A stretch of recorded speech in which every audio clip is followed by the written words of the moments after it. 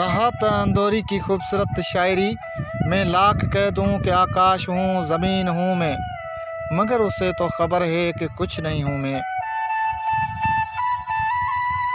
अजीब लोग हैं मेरी तलाश में, मुझको वहाँ पे ढूंढ रहे हैं जहाँ नहीं हूँ मैं।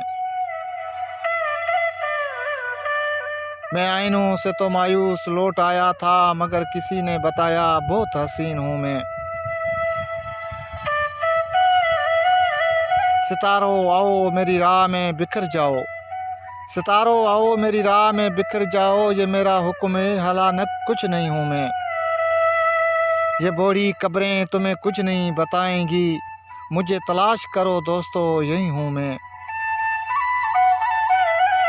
मैं लाख कह दूं कि आकाश हूँ ज़मीन हूँ मैं, मगर उसे तो खबर है कि कुछ नहीं हूँ मैं।